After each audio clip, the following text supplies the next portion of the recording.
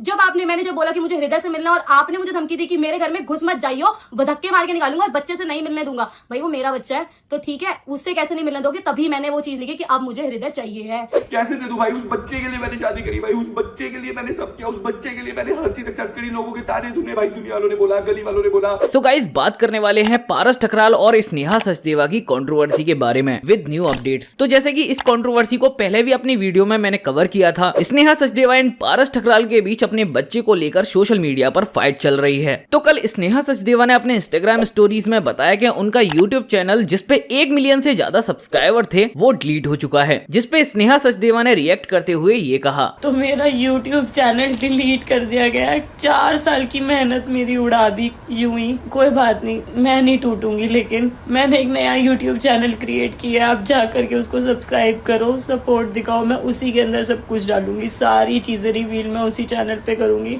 And इस पर पारस ठकराल ने भी अपने इंस्टाग्राम पर स्नेहा सचदेवा को काइंड ऑफ ट्रोल करते हुए रिप्लाई किया। गाइस मेरी 4 साल की मेहनत खराब कर दी गाइस, मेरा चैनल डिलीट कर दिया गाइस। सिर्फ रोने की क्या बात है इसमें? अबे रुक जा, सोशल मीडिया है, रो के स्टोरी डालूंगा तो क्लाउड कैसे मिलेगा? रोने दे। नहीं रहने दो यार, दिखावा थोड़ा ना करना अपन ने। भाई तू नहीं समझता सोशल मीडिया को, समझ मेरी बात को। देख अब मैं पूरा दिन तो रोता नहीं हूँ, है ना, लेकिन अब सोशल मीडिया पे आने जितनी भी स्टोरी डाले तो रो के समझ, क्लाउड मिलेगा। गाइस एक माँ को बच्चे से अलग कर दिया गाइस। फिर इसका मतलब लोग पागल हैं? लोग पागल है भाई, समझ नहीं रहे, सच नहीं देखना चाह रहे, वो मेरी साइड ही नहीं सुनना चाह रहे, तो इसलिए ढूंढ दे। पूरी मेहनत खराब हो गई गाइस, 4 साल की गाइस पूरी। तो फिर नया चैनल भी तो बना लिया। अबे तो अभी टाइम है, सिंपैथी ले रही हूँ, प्ले कार्ड वुमेन कार्ड खेल रही हूँ, समझ नहीं रहा यार तू। अब नया चैनल बनाऊंगी, एक दिन में मोनेटाइज होगा, एक दिन में कमा लूंगी, यही तो टाइम है नए चैनल का। तू नहीं समझता यार, 2.0 ऐसे थोड़ी बन गई हूँ मैं। ऐसा ही मतलब है क्या? गाइस मेरे घर की लाइट चली गई गाइस, वो भी पारस ने ले ली गाइस, मैं कपड़े बन गए गाइस।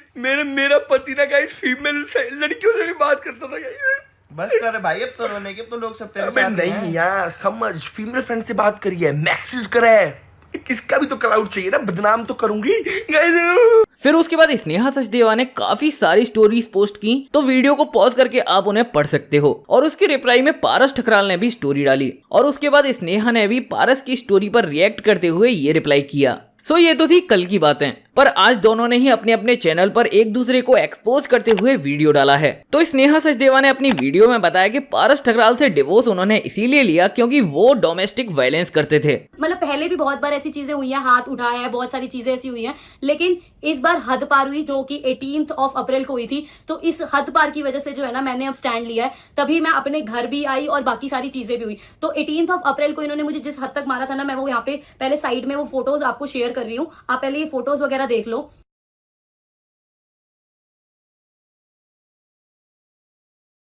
और हाँ, अब ये बात कहेंगे कि यार ये फोटोज पे तो मेकअप हो सकता है या मैंने तो नहीं मारा, तो इसका जो है वो प्रूफ पहले आप रिकॉर्डिंग सुन लो कि इनका और इनकी मम्मी का क्या कहना है। सिर्फ 4 थप्पड़ देखो दिख रहे हैं। क्या कह रहे हैं? वो कहता भाई मैं तो मारूंगा। आपने भी ये बात देख ली, इस महीने में तो तीसरी बार हो गया। तीसरी बार तो हो रहा है, मैं चल मानती हूँ। हाँ, इसमें तो देख रहे हो। अब ये कहते हैं कि सिर्फ 4 थप्पड़, तो पहले तो ये फोटो देखकर बताना ये सिर्फ 4 थप्पड़ है। अगर ये सिर्फ 4 थप्पड़ है तो प्रेस लाना और वो जो चदरों से लटकाना वो सब क्या था फिर, कि आज तो तुझे मारूंगा, जान से मारूंगा, ये कमरे से तेरी लाश बाहर जाएगी। हाँ ऑफ कोर्स, वो रूम के अंदर जो चीजें हुई, जो चीजें बीती हैं वो मेरे ऊपर बीती हैं, तो उस चीज के लिए तो आप मुझे बहुत चीजें बोलोगे, लेकिन आपने खुद ये बात एक्सेप्ट करी है कि हाँ मैंने मारा। आज सबको वो 4 थप्पड़ दिख रहे हैं, तो मिस्टर वो सिर्फ 4 थप्पड़ नहीं थे, वो 4 थप्पड़ होते हैं, सिर्फ कुछ नहीं होता है। थप्पड़ चाहे 1 हो चाहे 4 हो, वो थप्पड़ थप्पड़ होता है। ये सारी चीजें मेरे साथ बीत रही थी, तभी मैंने इस बार स्टैंड लिया। जब मैंने वो अपने चेहरे पे निशान देखे ना, और वो डर देखा अपने अंदर कि नहीं यार आज तो क्या पता मेरा आखिरी दिन होता, तो इसीलिए जो है ना मैंने डिसाइड कर लिया कि भाई कुछ भी हो जाए, कुछ भी, अब मैं नहीं रह सकती इनके साथ में, बिल्कुल भी नहीं। डोमेस्टिक वायलेंस करना, गालियां देना, अब्यूज करना, यही आता है क्या तुम्हें एक लड़की के साथ? साथ ही वो बताया कि इस कंट्रोवर्सी से पहले वो दोनों म्यूचुअल डाइवोर्स ले चुके थे, जिसके बाद सब सेटल्ड था, पर पारस उन्हें उनके बेटे से नहीं मिलने दे रहे थे। और भाई बार बार ये जो हृदय की बात कर रहे हो ना कि पेपर्स में तो तू हृदय को जो है वो लिखा हुआ है साफ साफ कि तू मुझे दे रही है, तो भाई एक बात मैं आप लोगों को बता दूं कि उसके लिए ना आप ही ने मुझसे आके रिक्वेस्ट करी थी, और कितनी बार मुझे ब्लैकमेल किया था, टॉर्चर किया था कि देख मम्मी पापा की जान है हृदय, उनसे मत ले, उनको कुछ हो जाएगा। तो मेरा रिलेशन जो है ना उनसे भी है, तो इसी वजह से मैंने आपको वो चीज, आपकी वो चीज को एग्री किया, आपकी रिक्वेस्ट को माना, तो इसीलिए मैंने वो कहा कि ठीक है हृदय जो है मैं उधर देती हूँ। लेकिन जब मैंने जब बोला कि मुझे हृदय से मिलना और आपने मुझे धमकी दी कि मेरे घर में घुस मत जाइयो, वो धक्के मार के निकालूंगा और बच्चे से नहीं मिलने दूंगा, भाई वो मेरा बच्चा है तो ठीक है, उससे कैसे नहीं मिलने दोगे? तभी मैंने वो चीज लिखी कि अब मुझे हृदय चाहिए है, अब वो मैं लेकर रहूंगी। और इस इसकी रिकॉर्डिंग भी ना मैं आपको पूरी सुनाती हूँ कि सारी चीजें क्या हुई थी, जाकर के देखो। हेलो, मेरे घर जाने की जरूरत नहीं है, ठीक है? और ना दूसरे देंगे घर में। भाई वहाँ ना बच्चा मेरा है। तेरा है ना? हाँ। केस करके ले ले, चल। क्या? केस कर ले और ले ले बच्चा। ठीक है, डन, ठीक है, ओके। तो भाई ये जो बार बार पेपर्स को यूज कर रहे हैं ना, पेपर दिखा रहे हैं बार बार जाकर के कि ये देखो पेपर, ये खुद साइन करके देके गई थी।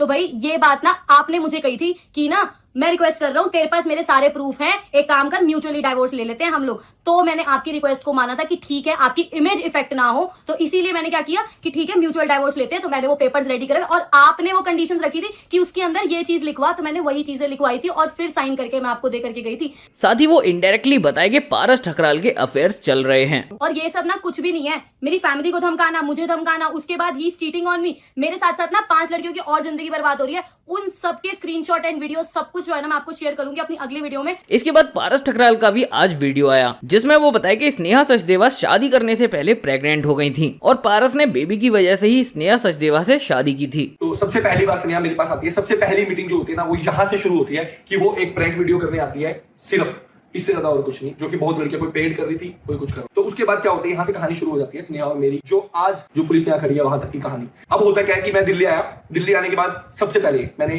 फ्लैट लिया रेंट पे, और वहां पर क्या होता है कि फ्लैट जब मैंने रेंट पे लिया तो मेरे को कुछ भी नहीं पता था। तो स्नेहा ने जब मेरे साथ वीडियो करी तो बहुत ही इनिशियल डेज थे, तो मैं स्नेहा को कभी कॉल कर देता, यार स्नेहा यार बर्तन चाहिए भाई दिलाला, तो कभी वो बर्तन दिला लाती थी, कभी झाड़ू चाहिए यार दिलाला, तो झाड़ू दिला लाती थी।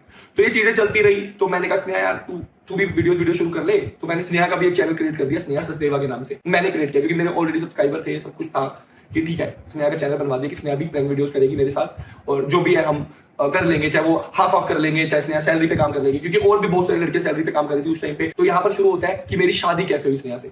तो बस मैं स्नेहा को ये हेल्प के लिए फोन कर देता था कभी कभी, स्नेहा ये चीज है, स्नेहा वो चीज है, ये चीजें दिलाला। उसके बाद ना स्नेहा मेरे लिए बहुत कुछ फील करने लगे कि भाई पारस ऐसा है, पारस वैसा है, मैं तेरे लिए चीजें फील कर रही हूँ भाई। और मैंने उसको एक ही चीज बोली हमेशा से कि स्नेहा करियर का टाइम है, फ्यूचर बनाना है, घर से आया हूँ, हरियाणा से निकल के आया हूँ, थोड़ा सा टाइम मैं अभी इन चीजों पर नहीं दे सकता कि मैं रिलेशनशिप में आ जाऊँ, मैं इन चीजों में आ जाऊँ। तो बस वो चीजें थिंग्स जो थी वो काम करती रही, आगे हम लोग करते रहे, काम करते रहे, वीडियोस करते रहे। फिर एक रात आती है जिस दिन मेरा बर्थडे था 29 अगस्त को।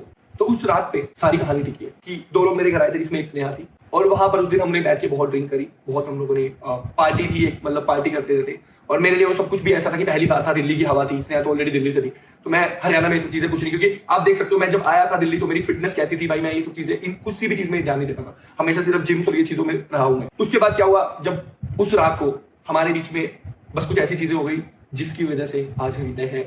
और जब ये चीजें हो गई ना तो उस टाइम पे कुछ पता नहीं चला, क्योंकि स्नेहा तो हमेशा से फील करती थी, स्नेहा हमेशा से देखते आ रही थी, क्योंकि उस टाइम पे प्रैंक टाइम पे भी भाई मेरा बहुत काम चल रहा था, उस टाइम पे बहुत पैसा आ रहा था, और ये सब स्नेहा सब देख रही थी उस टाइम पे, सब देख रही थी कि भाई पारस क्या कर रहा है, क्या नहीं कर रहा है। आगे 3.5 महीने हो जाते हैं, मैं स्नेहा के साथ एज इट इज काम करता रहता हूँ। 3.5 महीने बाद स्नेहा मेरे पास आती है और बोलते हैं कि मैं प्रेग्नेंट हूँ पारस।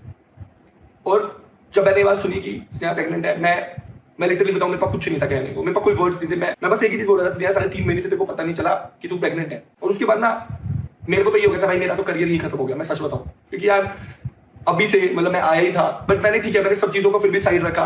हम गए, मैंने अल्ट्रासाउंड कराया स्नेहा का, और अल्ट्रासाउंड के अंदर हृदय के छोटे छोटे हाथ पैर जो तेरा दिखे, और वहां पर ना स्नेहा रेडी थी वहां पे, उस टाइम पे भी अबॉर्शन कराने को, उस टाइम पे भी अबॉर्शन कराने को रेडी थी वो। लेकिन मैंने बोला कि नहीं भाई, मैंने उस टाइम पे भी भाई अपना बड़ा दिल रखा, हर चीज मैंने करी। और मैंने बहुत लोगों ने मेरे को बोला भाई आके बाहर के लोगों ने क्या करा, मैंने बोला भाई मैं शादी करूंगा, मैंने कहा मैं शादी करूंगा, कोई बात नहीं, जो गलती हमसे हुई ठीक है, मैंने कुछ नहीं सोचा है, मैंने 1% भी कुछ नहीं सोचा, मैंने बोला मैं शादी करूंगा, और मैंने हर चीज एक्सेप्ट करी। और मेरी गलती है कि शादी से पहले भाई ये चीजें हुई हमारे बीच में। अभी ये चीज स्नेहा के मुंह से भी सुन लो भाई, ठीक है, कि वो खुद बोल रही है बात कि हाँ वो शादी से पहले प्रेग्नेंट थी। मेरा हर चीज के अंदर था ना, मैंने क्या बोला था, हमारे डिवोर्स है, सुन मैं बोला वो तेरा घर है, वहां मत आ जाइयो, वहां पे बच्चा मेरा है, और उसको मैं शादी से पहले अपने साथ लेकर के आई थी, ठीक है, शादी से पहले अपने साथ पेट में लेके आई थी ना, उसको तो लेके आई थी। मैंने जब मेरी मम्मी को बात बताई ना भाई, मेरे को इतनी सुनने को मिली ना, इतनी सुनने को मिली भाई कि शादी से पहले तूने ये चीजें कर दी, कैसा है तू भाई, तू नाक कटवा देगा, तू ये चीज करा देगा। लेकिन फिर भी भाई मम्मी ने एक्सेप्ट किया, कोमल ने एक्सेप्ट किया, हम सब ने एक्सेप्ट किया, और आज उसी बच्चे को भाई फिर से ले आ गई भाई पुलिस फिर पे। कैसे दे दूं भाई, उस बच्चे के लिए मैंने शादी करी भाई, उस बच्चे के लिए मैंने सब किया, उस बच्चे के लिए मैंने हर चीज एक्सेप्ट करी, लोगों के ताने सुने भाई, दुनिया वालों ने बोला, गली वालों ने बोला भाई अपने आप को देख ले, उसको देख ले, कितनी सी है, कैसी सी है, लेकिन मेरे को कभी मतलब नहीं था भाई हाइट से, लेने देने से, किसी चीज से। पूरी शादी करी, 1 रुपया नहीं लिया मैंने, 1 रुपए का दहेज नहीं लिया, कुछ नहीं लिया मैंने, क्योंकि मेरे को कभी कुछ चाहिए ही नहीं था। भगवान की इतनी कृपा रही है, हमेशा इतने पैसे रहे ना। सो गाइस दोनों की तरफ से अभी और भी खुलासे होने बाकी हैं। दोनों ने ही नेक्स्ट वीडियो के लिए बोला है, पर इन द एंड इन दोनों की वजह से ही इन दोनों के बच्चे की मानसिकता पर क्या असर होगा वो सोचकर बुरा लगता है। भगवान करे कभी कोई बच्चा अपने माँ बाप को ऐसे लड़ते हुए ना देखे। बाकी इस कंट्रोवर्सी पर आपको क्या लगता है कमेंट करके जरूर बताना। मिलते हैं नेक्स्ट वीडियो में, तब तक के लिए टेक केयर।